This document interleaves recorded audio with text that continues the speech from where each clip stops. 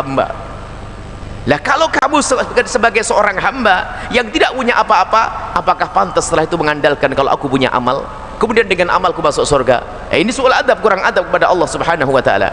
Nah, merasa dirinya seorang hamba ini adalah puncak yang sangat tinggi yang digapai oleh seorang hamba, menyadari dirinya sebagai seorang hamba. Lah kalau sudah benar-benar penghambaannya kuat kepada Allah, apapun perintah dari Allah akan dijalani. Jangan lakukan ini, dia akan menjauhi. Lakukan ini, akan melakukan semuanya. Karena apa? Dia seorang hamba. Bukan ada hubungannya dengan surga dan neraka. Tidak ada hubungannya dengan ini, karena dia merasa seorang hamba. Seorang hamba. Suatu ketika ada seorang sufi perempuan namanya Rabi'ah Adawiyah. Itu berkata, ini dalam irama, ini puncak tauhid sebenarnya.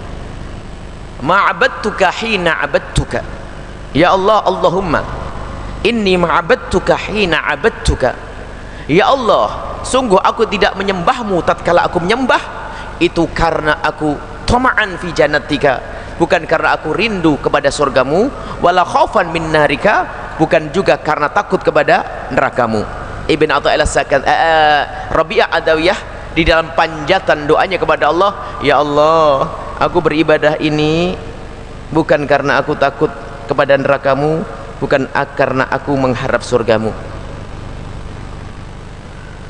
walakin akan tapi ya Allah, inni alimtu, aku tahu, annaka, sesungguhnya engkau, Rabbun tastahiqul ibadata fa'abadtuka, karena aku tahu engkau adalah Tuhan yang berhak untuk disembah, maka aku sembah. Ini kalimat Rabi'ah Adawiyah ini sering difahami dengan salah sebagian orang, lalu berkata begini, kurang ajar Ibn Athaillah, kurang ajar Rabi'ah Adawiyah, masa mengatakan aku beribadah bukan karena mengharap surgamu dan juga bukan karena takut nerakamu ya Allah, tapi aku beribadah ini karena aku menemukan dirimu Tuhan yang berhak untuk disembah, maka aku sembah. Yang tidak paham mengatakan Rabi'ah merendahkan surga. Oh tidak, Rabi'ah tidak merendahkan surga. Justru Rabi'ah di sini ingin nampakkan penghambaannya. Jadi apa yang dilakukan oleh Rabi'ah Adawiyah di dalam mengabdikan dirinya kepada Allah, karena dia meyakini Allah adalah Tuhannya yang berhak untuk disembah, maka dia menyembah. Bukan urusan surga dan neraka. Adapun kalau ditanya, ya Rabi'ah, apakah kamu takut neraka? Ya takut dong. Apakah kamu ingin masuk surga? Ya iya dong. Tapi di saat aku menyembah Allah, bukan karena itu. Ini beda permasalahannya. Jangan sampai difahami dengan salah. Sebagian orang yang benci dengan tasawuf, benci kepada Rabi'ah Adawiyah, lalu mengatakan bahasanya itu kalimat syirik. Syiriknya di mana? Merendahkan surga. Tidak ada merendahkan surga. Rabi'ah Adawiyah hanya berkata, ma'abadtuka hina abadtuka, aku tidak menyembahmu ya Allah tatkala aku menyembah.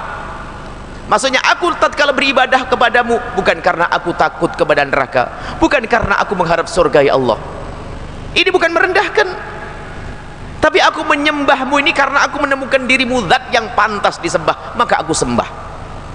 Kalau kalimat ini dianggap salah, berarti kebalikannya yang benar, gitu loh kaidahnya. Jadi gini loh, kalau omongannya Rabi'ah Adawiyah itu salah, maka lawannya yang benar. Lawannya gimana coba? Lawannya yang parah. Lawannya begini, Allah, ya Allah, aku menyembahmu ini karena aku takut kepada nerakamu dan karena aku mengharap surgamu, bukan karena aku mengakuimu sebagai Tuhan yang pantas disembah. Kurang ajar. Coba saja diamati kalimatnya. Ya Allah, ini kalau dikatakan kalimat tadi salah, maka kebalikan yang benar. Ya Allah, sungguh aku beribadah kepadamu karena aku takut kepada surgamu, enggak karena aku mengharap surgamu, dan karena aku takut kepada nerakamu. Ya Allah, ini yang salah.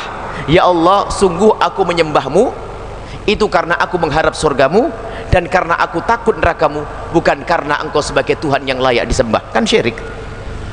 Coba saja kalimatnya dicermati. Mereka lah orang-orang yang sering mengatakan hikmahnya Ibn Athaillah Sakan dari karena hikmah mauhumah, hikmah tidak bermakna. Omongan Rabi'ah Adawiyah adalah omongan menyesalkan. Oh tidak, Rabi'ah Adawiyah adalah munajatnya yang lain minta, ya Allah berikan kepadaku surga, surga, surga, jauhkan dari neraka. Tapi Rabi'ah Adawiyah itu bermunajat untuk dengan kesadaran dirinya seorang hamba.